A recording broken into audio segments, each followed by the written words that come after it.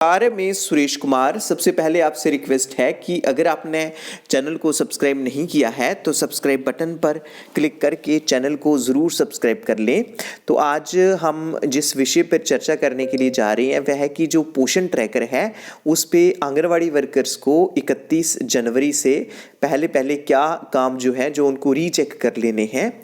तो इसमें सबसे पहले वो क्या करेंगे कि जैसे होम विजिट में देखेंगे कि कोई उनका जो होम विजिट है वो पेंडिंग तो नहीं रहता है। अगर पेंडिंग रहता है तो उसको इमीडिएटली कंप्लीट करेंगे। उसके बाद जो आधार वेरिफिकेशन है उसमें देखना है कि कोई बेनिफिशियरी ऐसा तो नहीं है कि किसी का जो आधार वेरीफाई ना हुआ हो। तो आपने ये कंपलसरी है, क्योंकि जो सरकार की तरफ से प्रोविजंस है कि जो विदाउट आधार जो है वो किसी भी बेनिफिशियरी को बेनिफिट नहीं दिया जा सकता है।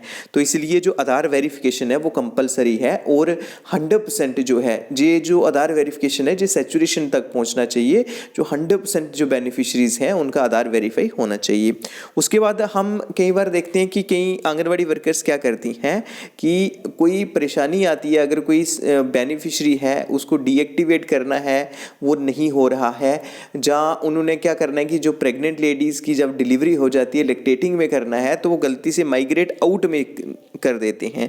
तो आपने अननेसेसरली बेनिफिशरी को माइग्रेट आउट नहीं करना है, क्योंकि इससे होम विजिट्स में प्रॉब्लम आएगी, जो डाटा है वो शो नहीं होगा।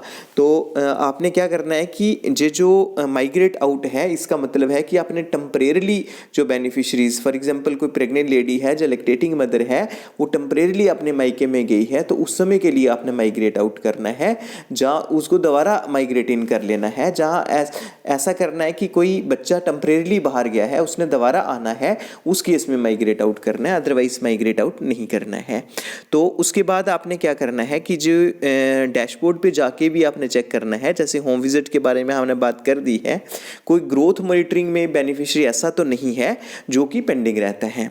उसके बाद कई आंगनवाड़ी वर्कर्स ये पूछती रहती हैं कि जहाँ पे उनके जो बेनिफिशरीज हैं वो सैम और अंडरवेट नहीं है, लेकिन फिर भी जहाँ पे क्यों शो करता है डैशबोर्ड पे कि जो सैम और अंडरवेट चिल्ड्रन है। तो आपको जो बताते चलें कि ये जो सैम और अंडरवेट का जहाँ पे आ रहा है जो लिखा है साथ में दिसंबर 2023, इसका मतलब कि जो डैशबोर्ड में शो कर रहा है वहाँ पे है कि जो सैम और अंडरवेट बेनिफिशरीज जो दिसंबर 2023 में है जो वही रिफ्लेक्ट हो रहे हैं।